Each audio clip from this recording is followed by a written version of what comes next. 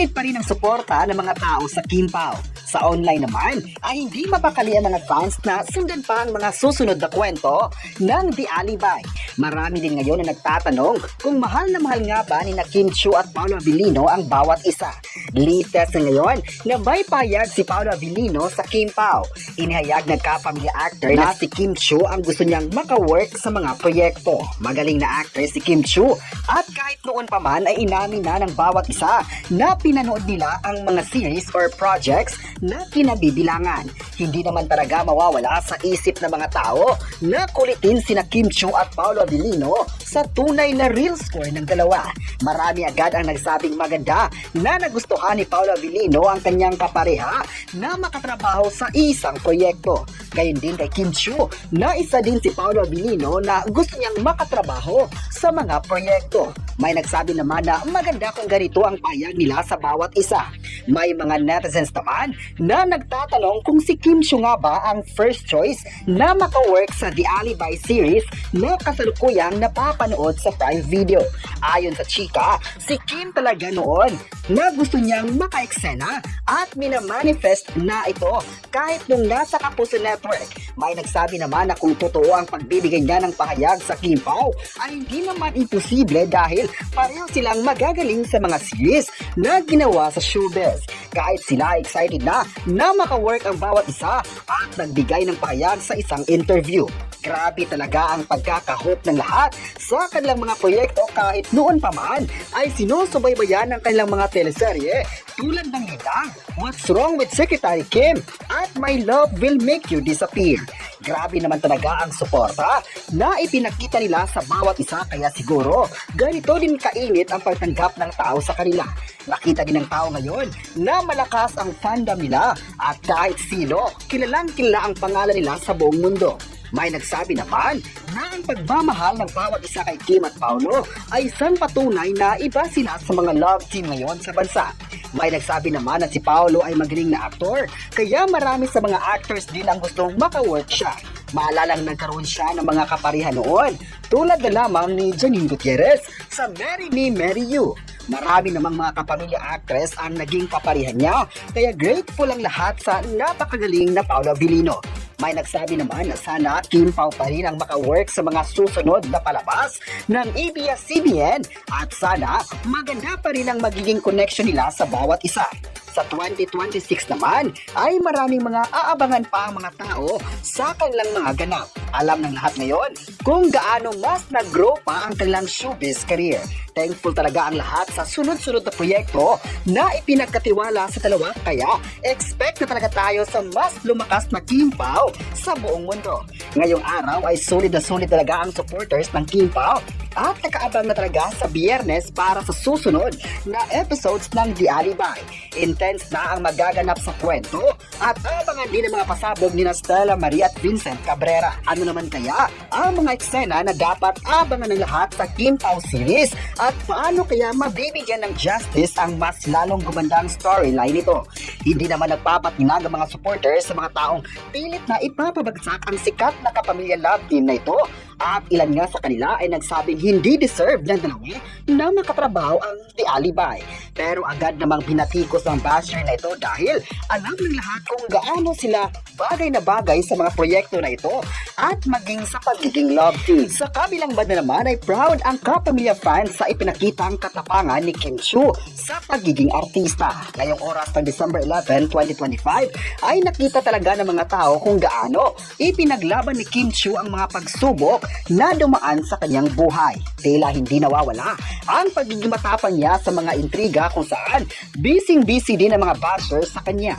Maalala nitong nakarang araw nga ay puno ng pagsubok sa buhay si Kim Chiu kung hindi man sa pag-aartista ay dahil din sa problema sa kanyang pamilya. May nagsabi agad na magiging matapang pa si Kim matapos matapang din ang mga fans na sumusuporta sa kanya.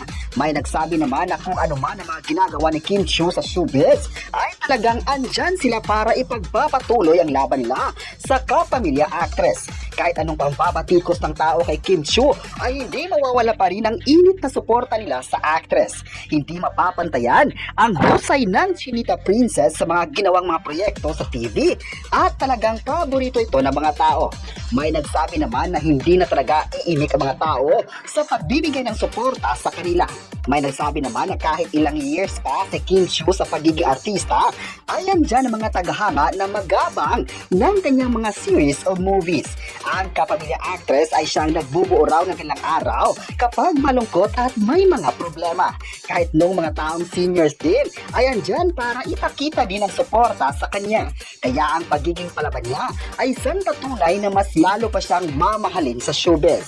May nagsabi naman na hindi talaga hihinto ang mga tao sa pagsigaw ng pangalan ng Kim Pao kung saan malaki rin ang impact nito sa kanyang buhay. May nagsabi naman na love talaga sila ng mga tao dahil ipinakita din na Kim Chiu at Paolo Abilino ang love para sa mga tao. Nagustuhan talaga ng mga tao ang attitude ng Kim Pao, kaya ganoon na lang din sila katanggap-tanggap ng mga tao. Andyan talaga mga ito para ipakita sa mga tao na deserve talaga nilang idolohin. May nagsabi naman na susunod na taon, maraming mga kaganapan sa Kim Pao na talagang ikakagulat sa mga fans ng sulit talagang Kim Pao fans. Ang buong Kim Paolandia ay talagang maraming support pagdating kay Kim Chiu at Paolo Abilino, kaya abang-abang lang tayo mga kapresko. Relax na relax talaga ang mga fans na makakuha ng mga Kim Pao updates, at dahil din sa kanilang awards sa showbiz ay mas lalong inaabangan sila para sa mga susunod na ganap. Ang mga awards na tanggap ng Kim Pao ay isang patunay na magaling talaga sila na ayon pa ng mga tao. May nagsabi naman na marami pa silang mga awards na makukuha sa ABS-CBN dahil loyal na loyal sila sa ipinakita sa network. Parang sa ngayon ay masusundan pa ang mga teleserye ng Kim Pao, kaya magiging excited na ang mga fans sa mga susunod na proyekto sa TV. Alam ng lahat na excited na sila para sa mga gagawin pa ni Kim Chiu at Paolo Abilino sa bakuran ng ABS-CBN. May nagsabi naman na sana tuloy na tuloy pa ang love team na Kim Pao para marami sa mga fans ang magabang sa kanilang mga palabas. Excited din ang mga fans, lalong-lalo na mga kapamilya viewers, na masusundan pa ang The Alibi dahil nga dito ay may usap-usapan pang mga proyekto na gagawin mula sa Korea. At ilan nga sa mga pinangalanang mga Korean series noon ay ang Angel Beside Me at ang Crash Landing on You. Ang pahayag na ito ni Paolo Abilino ay siguradong nagpasabog ng tuwa sa mga fans ng Kim Pao. Hindi lang dahil sa chemistry nilang dalawa, kundi dahil mismong si Paolo ang nagsabi na gusto niyang makatrabaho si Kim Chiu.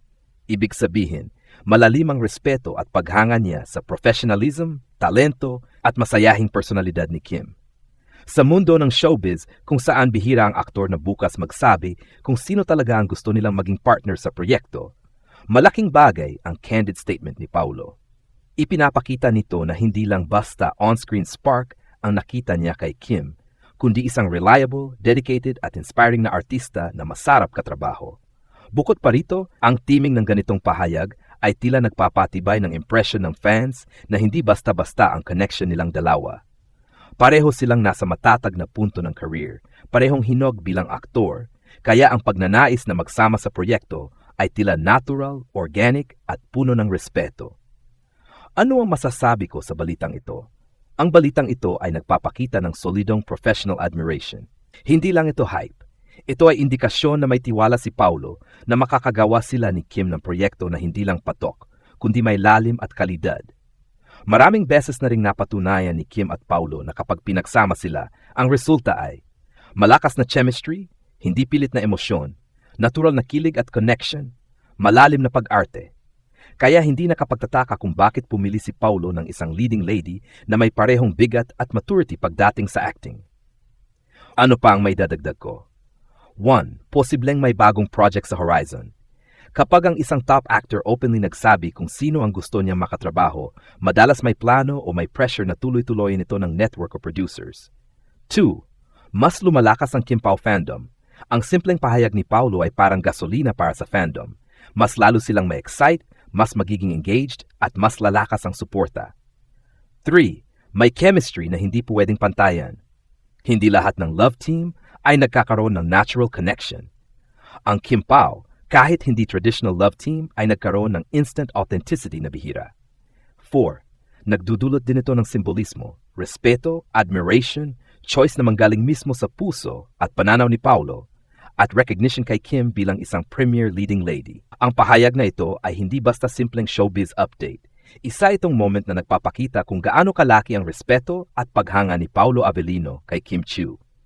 Kapag ang isang aktor na kilala for being quiet, reserved, at very selective sa kanyang mga words ay nagsalita ng diretsahan kung sino ang gusto niya makatrabaho, hindi iyon small thing. Malaki ang bigat, may laman, at may meaning. Sa tagal ni Paulo sa industriya, bihira siya magbigay ng specific na pangangalan. Usually, umiwas siya o general statement lang ang binibigay. Pero ngayon, si Kim Chiu mismo ang binanggit niya. Ibig sabihin, sobra siyang impressed at genuinely inspired sa professionalism at personality ni Kim. At kung titingnan, hindi lang ito tungkol sa pagiging magaling ni Kim bilang aktres. Mas malalim ito. Makikita na komportable si Paulo sa presensya ni Kim at ramdam niya na kapag magkasama sila, mas gumagaan ang trabaho at mas umaangat ang performance nilang dalawa. Yun ang klase ng partnership na hindi madaling mahanap sa showbiz. Organic, natural, walang pilit, at parehong may respeto at tiwala. Ang impact ng pahayag na ito.